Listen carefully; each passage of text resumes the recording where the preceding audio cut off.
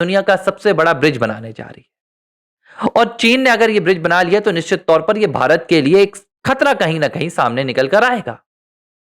और ऐसे मौके पर भूटान पर जाकर प्रधानमंत्री नरेंद्र मोदी का भूटान के साथ संबंधों को मजबूत करना और इस रणनीति पर चर्चा करना देश की सुरक्षा के लिए एक अहम विषय है और जो पहले से नियोजित था, पहले से तय था। और जब प्रधानमंत्री नरेंद्र मोदी भूटान पहुंचे तो उन्होंने जो सबसे पहला बयान दिया, उन्होंने दिल्ली धमाके को लेकर ही दिया।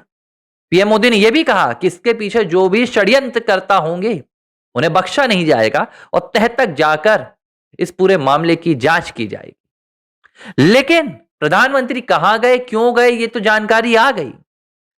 लेकिन भाई राहुल गांधी अचानक क्यों विदेश चले गए? प्रियंका गांधी वाड्रा उसी रात क्या देश में नहीं रुक सकती थी? इन्हें कौन सा सरकार का कामकाज आ गया? ये अपनी छुट्टी मनाने चले गए, ये अपना हॉलिडे मनाने चले गए? आखिर कौन सा ऐसा काम था? इसका जवाब ना तो कांग्रेस पार्टी दे पा रही है, ना तो ये दोनों देश के दिग्गज नेता दे पा रहे हैं। और ये पहली बार नहीं हो रहा है। लेकिन हम इस राजनीति पर नहीं जाते हैं कि कौन कहां जा रहा है, कौन क्या कर रहा है। लेकिन अगर देश में दुश्मनों ने कोई बड़ी साजिश को अंजाम दिया है तो कब तक यह देश बटकर लड़ेगा? पहलगाम के वक्त भी यही हुआ। पूरे विपक्ष ने कहा कि हम साथ देंगे, लेकिन धीरे धीरे विपक्ष देश के दुश्मनों से लड़ने की बजाय देश के भीतर देश की सरकार से लड़ने लगा। सवाल उठाए जाने लगे, पाकिस्तान के दावों पर भारत में चर्चा होने लगी। सेना पर सवाल उठाए जाने लगे कि भाई सेना ने क्या गवा दिया, 5 एयरक्राफ्ट गवा दिए, क्या गवा दिया? और यही अब दिल्ली धमाके को लेकर भी हो रहा है। वो आम आदमी पार्टी जिसके दफ्तर में आम आदमी पार्टी के राष्ट्रीय संयोजक अरविंद केजरीवाल ने पुलवामा के सबूत मांगने की स्क्रिप्ट लिखी थी, वो अरविंद केजरीवाल आज पूछ रहे हैं कि मोदी कहां है? मोदी अपनी मस्ती में है। हद तो यह हो गई कि दिल्ली में जो प्रदूषण को लेकर, एयर पोल्यूशन को लेकर एक छोटा सा वहां पर आंदोलन चल रहा है, धरना प्रदर्शन चल रहा है। लोग कह रहे हैं कि भैया ये धमाका उसके लिए हुआ है ताकि यहां से ध्यान हट जाए। लेकिन इस मामले पर चर्चा कोई नहीं कर रहा है कि फरीदाबाद में जो 2900 किलो विस्फोटक सामग्री बरामद हुई, जिस डॉक्टर के घर से बरामद हुई, वो डॉक्टर कौन था? उसको शह कौन दे रहा था देश के भीतर? कौन उनको देश में बचा रहा था? इस पर किसी को चर्चा नहीं करनी है।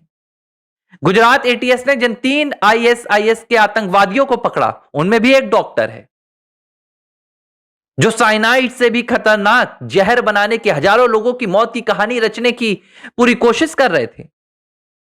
इन्हें आतंकवादी कौन बना रहा है? कैसे देश के प्रबुद्ध वर्ग में रहने वाले कुछ मुस्लिम आतंकवाद को अपना साधन बना रहे हैं, इस पर कोई चर्चा नहीं कर रहा है।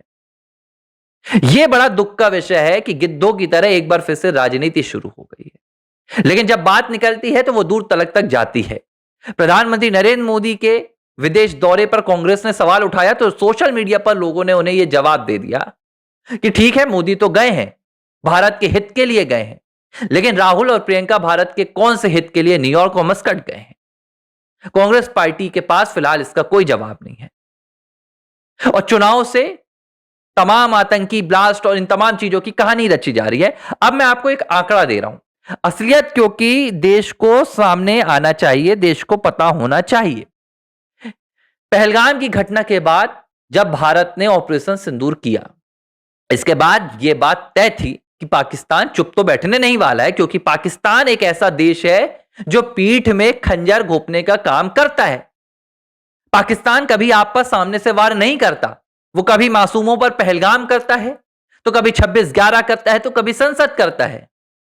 भारत की सेना से लड़ने की औकात पाकिस्तान के पास अभी नहीं है। यह हैसियत पाकिस्तान अभी अगले 50 साल में भी नहीं कमा पाएगा। लेकिन हां, देश के भीतर कैसे पाकिस्तान देश के गद्दारों का इस्तेमाल कर साजिश करता है, मैं आपको उसकी एक कहानी बता देता हूं।